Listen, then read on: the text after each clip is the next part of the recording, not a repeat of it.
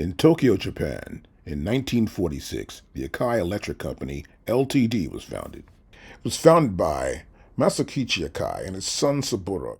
Akai Electric Company sold consumer electronic goods like transistor radios, turntables, speaker systems, and reel-to-reel tape systems, some of the very first, most popular tape systems. And the new music was forming in America. Rock and roll was about to take over the world. What made it really great for Akai was the ability to distribute their goods throughout America. But then around 1962, things changed. Lou Ottens at Philips Corporation develops and invents the cassette player. Now this is a brand new system. It's a smaller cassette device and it changes the music industry totally. But the problem for Akai is that they got to buy a licensing fee from Philips in order to create the machine and distribute it and then to make a profit on it. Now this becomes a little bit of a headache for them to try and improve this system. But it gets worse for them. In 1973, Saburo Akai dies in a skiing accident. But more bad luck comes. In 1979, Sony creates the first Walkman. They get a brand new manager at Akai, and they start doing this. And by 1984, this guy comes up with a new idea. They need to get another revenue stream in order to cut back on losses. So they develop Akai Pro.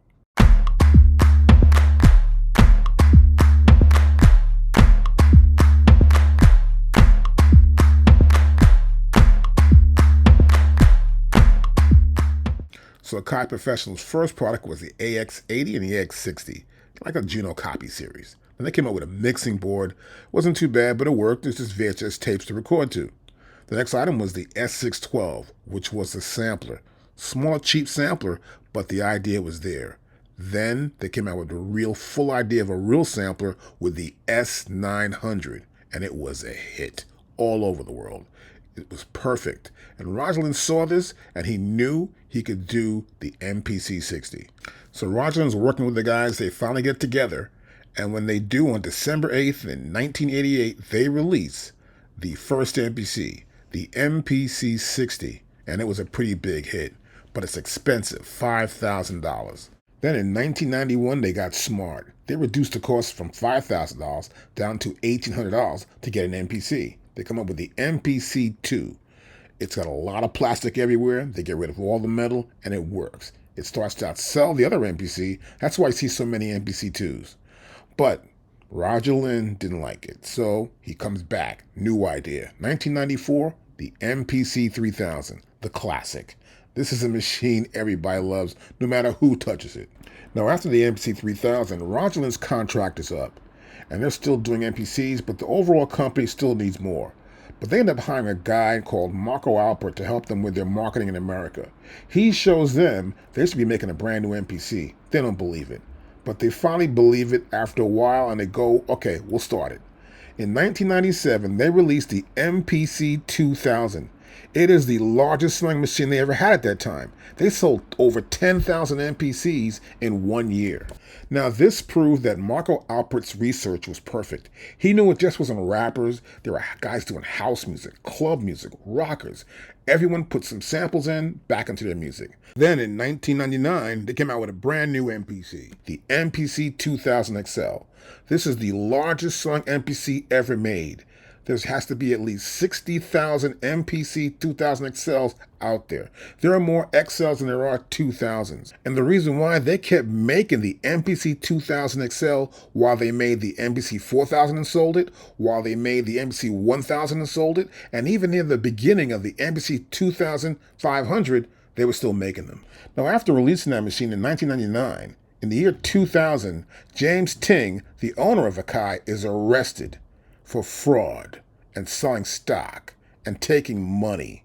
And the parent company Akai is broke. And that means Akai Professional is broke too. So I come up with this idea. I'm thinking like, it's got to be cheaper to buy gear in Japan than in America. The music stores in America charge too much money. They'll have the same price. Something's up. So I get a flight. I head to Japan to buy some gear. Now it's a 13-hour long flight.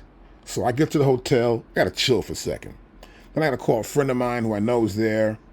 Okay, I go out and do my tourist thing for a second. And then I want to head to Akai. I get to Akai, the gear is cheaper than in America. I get 3 of them and I'm happy. Then in 2002, Akai releases the MPC 4000. Now, this is a new flagship for them, kind of big, but they got problems. Really bad luck, actually. Roland releases the MV 8000 and it's a hit. DJ RZA from the Wu-Tang Clan says he loves it. It starts selling everywhere. And Akai has to run a limited run on this thing, but still selling the MPC 2000 XL. Then in 2003, Akai comes out with another MPC, a little smaller one, the MPC 1000. But they're still selling the MPC 2000 XL, so that's going along. But something happens really bad. JJOS comes out of nowhere and makes a new operating system that throws them out of sync. Well, James Ting is still in jail, but Mitsubishi Bank wants to sell Akai, the parent company, and of course Akai Pro. Someone wants Akai Pro, and the guys in Hong Kong still want Akai. So a deal is made. They sell Akai Pro to InMusic Brands, and the company's released.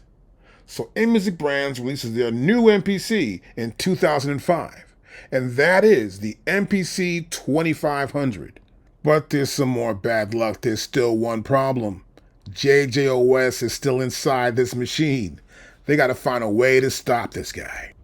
So then in 2006, Akai comes up with a brand new MPC, and this is the MPC 500. This is the smallest MPC they ever made. I made a video on this, of course, as well. There are so many pages to get around it. You got to remember, it is like nuts. But it's an MPC, and it does work. Now, they are still selling the Akai MPC 2500 while selling the MPC 500. And they've got a problem here. There's competition everywhere. There's Ableton Live, where they can do warping and they can match samples faster. There's Pro Tools. There's also the MV8000, and the MV8800 just came out. So there's a problem with trying to keep up with the competition and trying to make a better product.